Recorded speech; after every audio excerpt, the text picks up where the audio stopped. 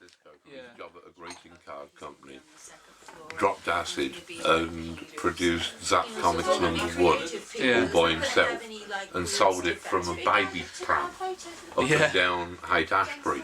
And then by the second issue he'd got all these. So, Mr. Moore. Just call me Alan. So, Alan. I actually thinking about, could you call me Mr. Moore? I just think I'd feel a bit more comfortable with that. Mr. Moore, how are you feeling having just created the second issue of Dodgem Logic?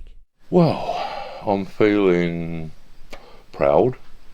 I'm feeling a bit emotional. And I think I'm probably feeling a bit leathery. I mean, see what you think. I mean, just touch that. Does that feel leathery? Just touch it. I'd rather not. Well, no. I mean, there's nothing wrong with it. I've not got anything contagious. Just touch the hand. Just tell me if it feels leathery to you or not. Can I just pop these on for a second? Yeah. Well, if you insist. Yeah. Yeah. Does that feel? How does that feel? A little bit leathery. A bit leathery. Yeah. Yeah, that's what I thought. Yeah. Can you tell me a little bit more about the second issue of Dodgem Logic, the burlesque dancers? Oh, wow, that was a marvellous afternoon. We went down to the St James Working Men's Club in Northampton to get a proper, authentically seamy backdrop. We had the marvellous Mitch Jenkins arranging a nightmare Twilight world, just from the simplest of elements. He'd got a marvellous clown that was augmenting the imagery. He'd got the wonderful Pat Fish, the jazz butcher, who was playing a kind of haunted looking seedy roue. Now, I mean, that is not what Pat is naturally like, so he had to spend like hours in makeup to achieve that effect. And then we had these wonderful ladies of burlesque. We had Miss Lily Blue, Miss Candy Kisses, Dark Teaser, Melinda Gebby, my lady wife, whose idea the burlesque article was. She was along playing a kind of sinister drag king madam. And then I think I even turn up in one shot as a kind of Eastern European organ trader, which the narrative kind of takes a dark turn around there. But it was a marvellous afternoon, and you'll be able to see in Dodgem Logic just exactly what we were getting. So what else is in the second issue of Dodgem Logic? Well, we've got a treasure trove of treats for our loyal readers. We've got, let me see, we've got more of Claire Ashby's guerrilla gardening tips, and the same goes for Dave Hamilton with his eco chamber, where he's going to be looking at the darker side of social network groups. We've got Tamsin Payne, who's contributing a lovely Fiji mermaid, a kind of freakish sock puppet that you can really disturb your children with. So that will be in there. We've got Steve Aylett contributing 2.5 frankly mystifying pages under the title of Johnny Viable. We've got Kevin O'Neill doing another one of his psychotic masterpieces. We've got The Magnificent Savage Pencil. We've got Melinda's article on burlesque, augmented by Mitch's pictures. I'm doing a 4-page piece upon anarchy. If I can be bothered. I might not. That's anarchy for you. But at least that's the plan.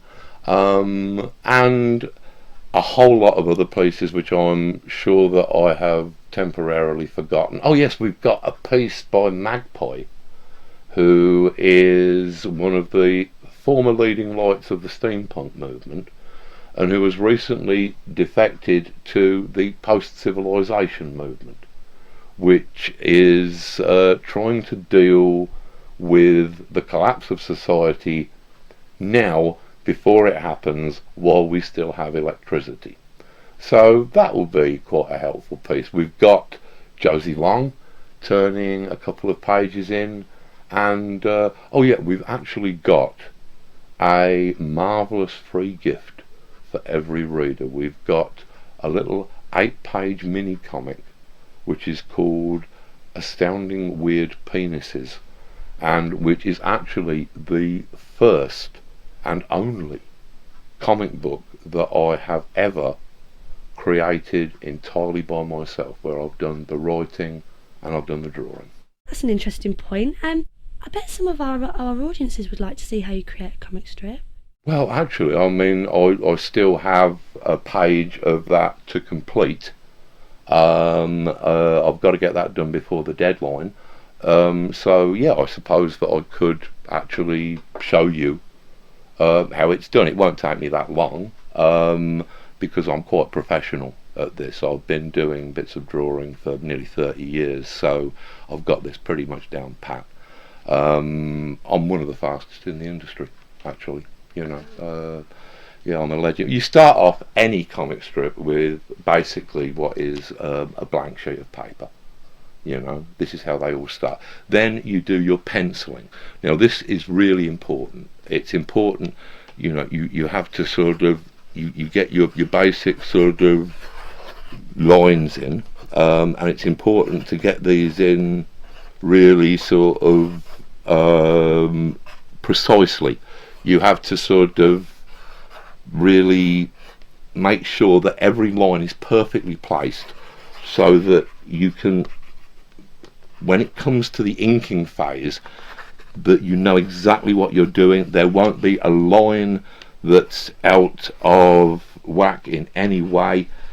I think, hang on, just a detail. That was just wrong, that needed correcting. It's important to get everything precisely right.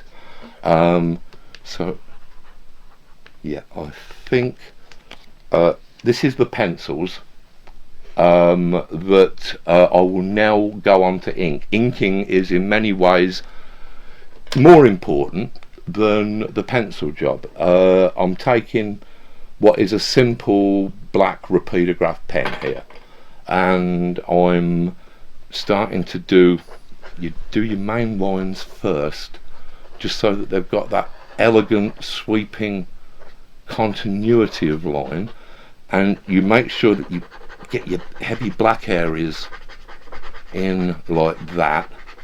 And then what I am perhaps mostly known for is the subtle, delicate tonal values that I can achieve through the pointillistic technique of stippling.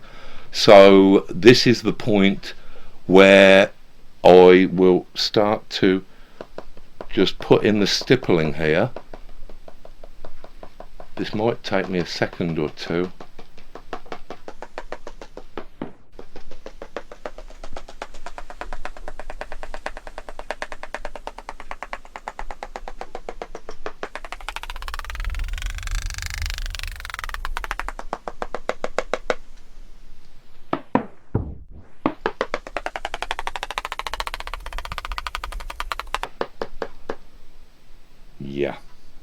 Yep, I think that is about it for the stippling. Now the final stage is of course the licking.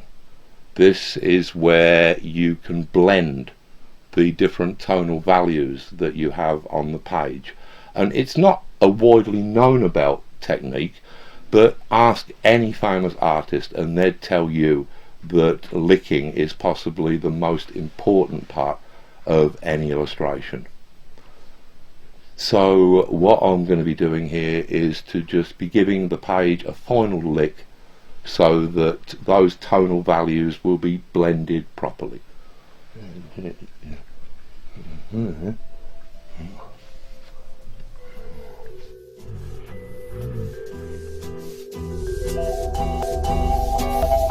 I think that is there. So anyway, that is the finished page, and that is how you make a comic book. Thank you very much for the interview.